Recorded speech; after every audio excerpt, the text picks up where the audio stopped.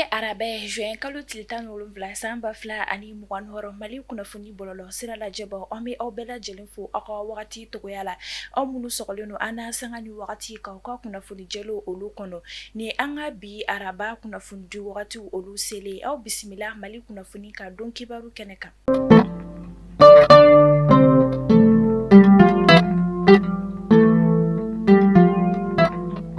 Kunnafoni daminɛla bi timbre sanni yaasa ka quitus fiscal ale kɔni sɔrɔ ni o ye sɛbɛn min b'a jira k'a fɔ ko cakɛda walima maa dɔ kɔni bɛ jour la impôt sarali o de kɔni na o de ye siratigɛ la an ka jamana minisiri min bɛ ni ale ka baara ɲɛsinnen don sɔrɔko ani nafasɔrɔ siraw ko ɲɛma ni a bɛ wele ko Aluseni Sanu ale y'a jira k'a fɔ ko fɛn min kɔni ye timbre fiscal ye ko ale baara ninnu kɔni bɛna waleya bɔlɔlɔsiraw olu sanfɛ yaasa ka aran kuntagalajan ale jɔli dabila fo ka taa se yuruguyurugu ale kɔni kɛlɛli ma impôt sarali kɔni na o de hokumu kɔnɔna na Aluseni Sanu a y'a jira k'a fɔ yaasa ka nin waleya ninnu kɔni dabila fɛn min kɔni ye timbre fiscal ye ni o ye impôt sarali ye ko o baara ninnu kɔni bɛna waleya bɔlɔlɔsiraw olu kɔni sanfɛ.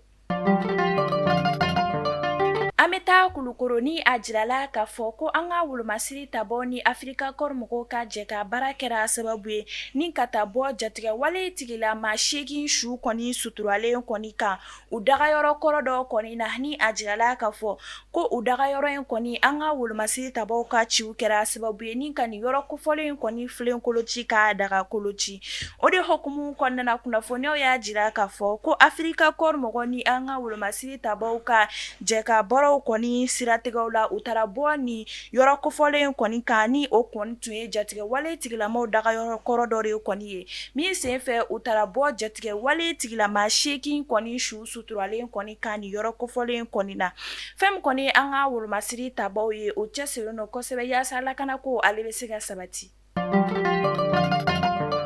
Kunu tarata juin kalo tile 16 san 2026 DGCC ni o ye Direction Générale du Commerce, de la Consommation et de la Concurrence ye olu mɔgɔw ka wulikajɔ baaraw kɛra sababu ye ni ka station dɔ ale de kɔni datugu ka sabu kɛ fɛn min kɔni ye ni station kofɔlen kɔni ye bɔtara kɛ a kan k'a sɔrɔ u kɔni b'a la ka taji o de kɔni feere 20 litres bitɔn o de kɔni kɔnɔna na min senfɛ DGCC mɔgɔw kɔni kɛra sababu ye ni ka nin station kofɔlen ale kɔni datugu ka sabu kɛ fɛn min kɔni ye nin station kofɔlen kɔni ale kɔni tun b'a la ka taji o de kɔni kɛ nin 20 litres bitɔn kofɔlen ninnu kɔni kɔnɔ k'a sɔrɔ an ka jamana ɲɛmaaw kɔni ka yamaruya tɛ o de hokumu kɔnɔna na a jirala k'a fɔ maa o maa ni i kɔni minɛna nin wale ninnu kɔni na i ni ɲangi min ka kan o bɛ da i kan.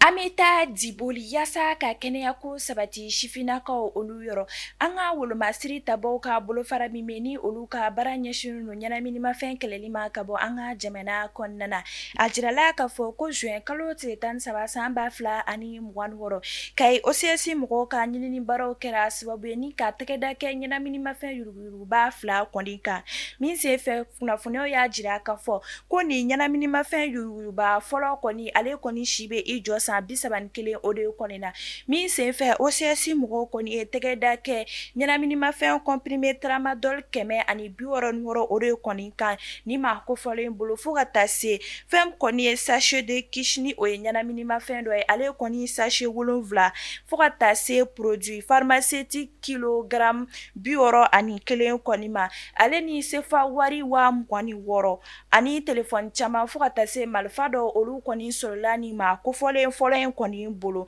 o de hokumu kɔnɔna na kunnafoniyaw y'a jira k'a fɔ ko fɛn min kɔni ye nin ɲɛnaminimafɛn yuruguyurugubaga 2nan in kɔni ye ni ale si bɛ i jɔ san 18 o de la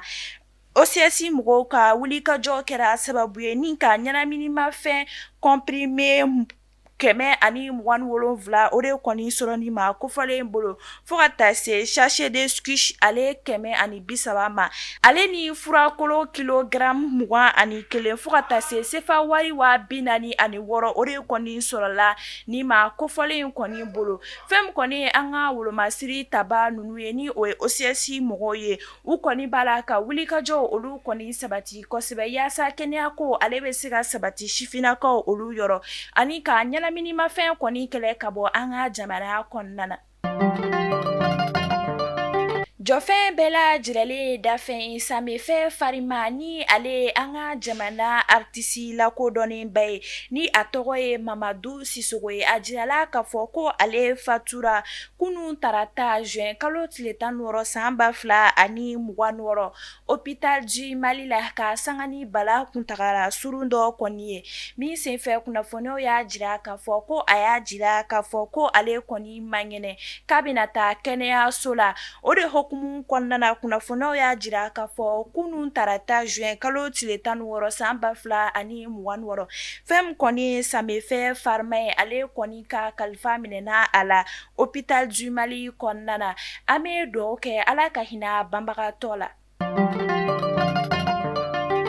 A y'a fɔ ko tare k'a sababuya kɛ aw ye fɛn min laɲini tunga lafiya fɛ a ye o waleyaw ye tunga lafiya ale ka programme kura ni o ye logement sociaux ye i sigilen bɛ Mali kɔnɔ walima i sigilen bɛ jamana ale kɔ kan i sen bɛ se ka ye tunga lafiya ka nin logement sociaux ye ale la i dan ye dɔrɔn i ka kɛ sarata baara la tunga lafiya ka nin logement sociaux in a bɛna kɛ Banankɔrɔni Kabala ale ni Jalakɔrɔbugu n'i b'a fɛ i sen ka ye a la numéro de téléphone ta i ka message bila WhatsApp kan i tɔgɔ ni jamu ka o bila n'i ka dossier tɛmɛna dɔrɔn tunga lafiya b'i ka so jɔ k'a ban pewu k'a clé d'i ma i bɛ tunga lafiya ka wari sara a ye dɔɔni dɔɔni ni madame Sisoko Zenab Tesaga Sanogo tɛ jɔn de bɛ se ka nin kɛ aw ye tunga lafiya ale nana maliyɛndenw lafiyali ni tungarankew olu lafiyali kama soko la maliyɛn kelen so kelen ba Maliba ale kɔnɔna la. An bɛ taa kɔkan kibaru la ka sanga ni Rusi jamana ni Ukraine jamana kɔni ka kɛlɛ an bɛ wagati min na i ko sisan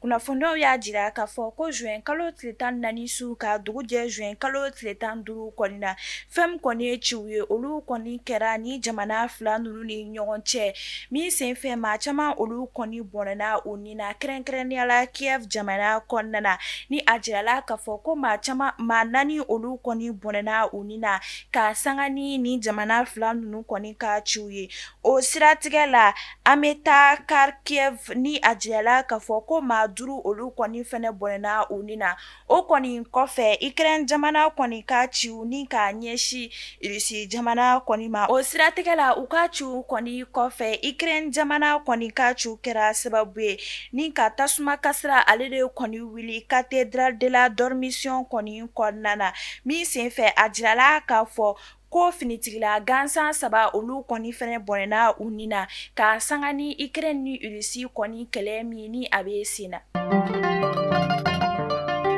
An bɛ taa Senegali jamana kan ni a jirala k'a fɔ ko Senegali douane mɔgɔw ka ɲinini baaraw n'u ka wulikajɔ baaraw kɛra sababu ye ni ka tɛgɛda kɛ fɛn min kɔni ye ɲɛnaminimafɛn cocaïne kilogramme 970 ani caman olu kɔni kan jateminɛw y'a jira k'a fɔ ko nin da kofɔlen kɔni bɛ taa i jɔ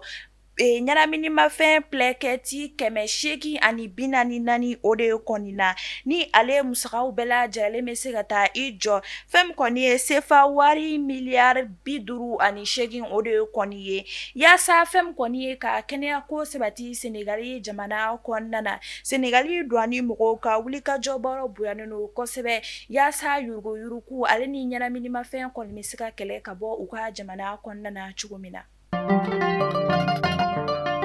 An bɛ taa Niger ale ni Benin jamana kɔnɔna na ka sanga ni gɛlɛya ni o kɔni tun bɛ ni jamana fila ninnu kɔni ɲɔgɔn cɛ kabini san 2023 wagati la min senfɛ ni jamana kofɔlen fila ninnu kɔni ye u ka frontière olu de kɔni datugu o de hokumu kɔnɔna na fɛn min kɔni ye ni jamana kofɔlen fila ninnu ye ni o ye Benin jamana ale ni Niger jamana ni jamana kuntigi fila ninnu kɔni ye ɲɔgɔn ye dɔ o de kɔni boloda yaasa u ka bɛnkan ɲini fɛrɛw olu kɔni bɛ se ka sabati min ye u ka frontière ale kɔni dayɛlɛli baaraw o kɔni bɛ se ka teliya cogo min na ni o bɛ tali kɛ Romuald Wandani ni ale ye Benin jamana kuntigi fo ka taa se Abdurahmane Tiani ni ale ye Niger jamana kuntigi jateminɛ olu y'a jira k'a fɔ ko ni waleya ninnu kɔni b'a jira k'a fɔ ko fɛn min kɔni ye Benin jamana ale ni Niger jamana ye ko u ka bolodi ɲɔgɔnmɛw olu b'a la ka sabati dɔɔni dɔɔni ka taa a fɛ.